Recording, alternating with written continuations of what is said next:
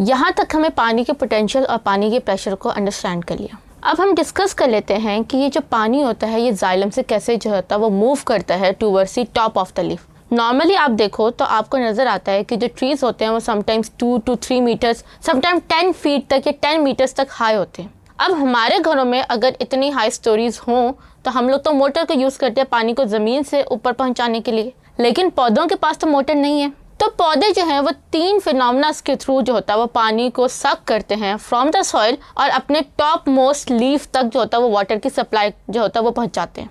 अब इसमें जो है वो हमारे पास 3 फिनोमेनास हैं, cohesion tension theory, root pressure और हमारे पास जो है वो आता है ट्रांसपिरेशन।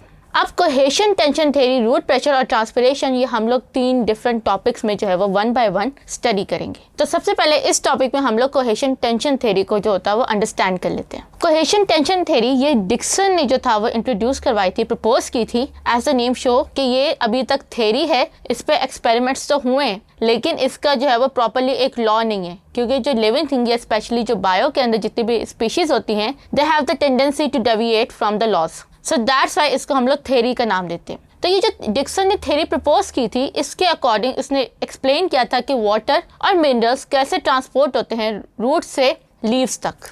अब उसमें जो पहला पॉइंट था वो था कोहेशन टेंशन थ्योरी। अब कोहेशन टेंशन थ्योरी ने जो था वो बताया था कि वाटर जो है वो कैसे 3 चीज़ों से मूव करता है। तो उसमें उसने कहा कि ये 3 फैक्टर्स के ऊपर डिपेंडेंट होते हैं, कोहेशन पे, टेंशन पे एंड एडहेशन पे, and they all are properties of the water. यानी पानी की ये जो जितनी भी प्रॉपर्टीज हैं वो जो होती है वो इंश्योर करवाते हैं कि जो पानी है वो मूव करे from the xylem, from the roots to the leaves. अब जो पहले पानी की प्रॉपर्टी है वो है कोहेशन। आपने कभी देखा है कि जो पानी का मॉलिक्यूल होता है वो किस तरह एक ड्रॉपलेट के फॉर्म पे पत्ते पे जो होता है वो मूव कर रहा होता है, ये जो ड्रॉप्स होते हैं वो किस तरह से जो होता है वो आसमान से ज़मीन पे गिरते हैं। तो ये इस वजह से होता है कि जो वाटर मॉलिक्यूल्स होते हैं वो एक दूसरे के साथ स्ट्रांगली बाउंडेड और कनेक्टेड होते हैं, और ये because of the hydrogen bonding होती है।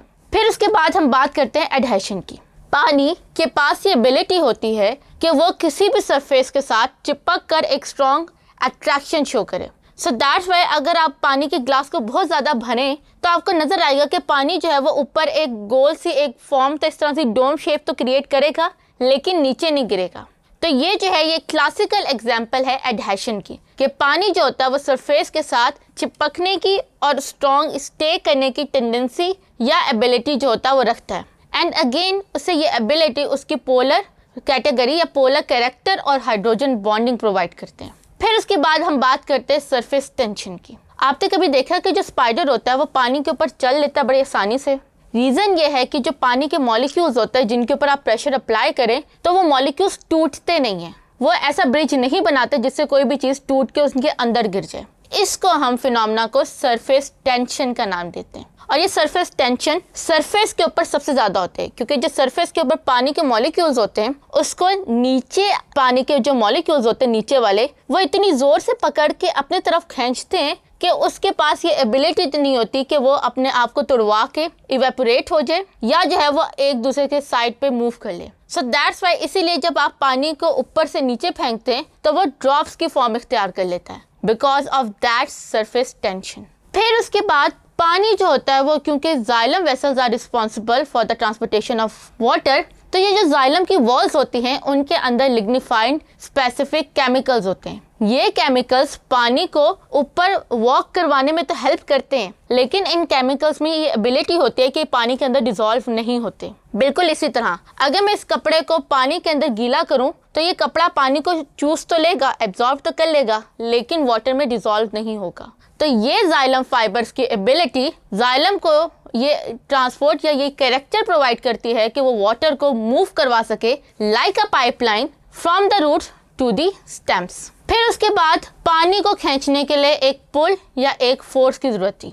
वो फोर्स नेचर प्रोवाइड करते हैं in the form of transpiration pull. Pull negative pressure को कहते हैं, यानी कि अपनी तरफ खींचने को। ये कैसे होता है? जब आप देखो कि जो लीव्स होते हैं उनके ऊपर जब सन रेस पड़ती हैं तो वो लीफ के अंदर मौजूद पानी को इवेपोरेट करवाते हैं, और जब वहाँ से पानी जो है वो मूव कर जाता है तो वहाँ पे वाटर पोटेंशियल जो होता है वो लो हो जाता है। कम हो जाता है। तो लीफ जो होता है, जहाँ से लीव्स के अंदर से पानी जो है वो खत्म हुआ है, तो वो क्या करेगा कि वो अपने आसपास वाली जगह से पानी को अपनी तरफ खींचेगा। लेट सपोज करें लीफ के साथ जो होता है वो स्मॉल ब्रांच होती है, तो लीफ में पानी खत्म हुआ, उसने ब्रांच से पानी खींचा। ब्रांच के पास पानी खत्म हुआ, उसने स्टेम्स के साथ खींचा। स्टेम्स के पास पानी खत्म हुआ तो उसने रूट से खींचा। तो ये जो एक कॉन्टिन्यूस पुलिंग ऑफ वाटर है because of the evaporation of the water from the leaves, इसको हम लोग ट्रांसपिरेशन पुल कहते हैं। और ये वो फोर्स प्रोवाइड करती है जिससे पानी जमीन से खिंच के ऊपर की तरफ आता है। मैकेनिज्म ट्रांसपिरेशन को आप अंडरस्टैंड करने के लिए इस डायग्राम को देखें। सबसे पहले आपको नजर आ रहा है कि वाटर जो है वो लीफ से इवेपोरेट किया है और उस इवेपोरेशन ने वाटर पोटेंशियल को डिक्रीज कर दिया। सो दैट्स व्हाई वाटर जो है वो लीव्स ने अपने नियर बाय यानी कि अपनी स्टेम्स और ब्रांचेस से वाटर को जो है वो सक या एब्जॉर्ब या पुल किया। फिर उसके रिटर्न में जो स्टेम्स थी उनके पास वाटर पोटेंशियल डिक्रीज हो गया और फिर वाटर ने मूव किया from the leaf to the stem. तो इस तरह पुलिंग के मैकेनिज्म के थ्रू वाटर मूव करता है from the roots to the leaves. तो ये सारे फिनोमेनास जो होते हैं ये आपकी cohesion, adhesion and tension theory को क्रिएट करते हैं। अब इन द नेक्स्ट टॉपिक हम लोग इसके दूसरे फिनोमेना को डिस्कस करेंगे जो कि है रूट प्रेशर। Thank you.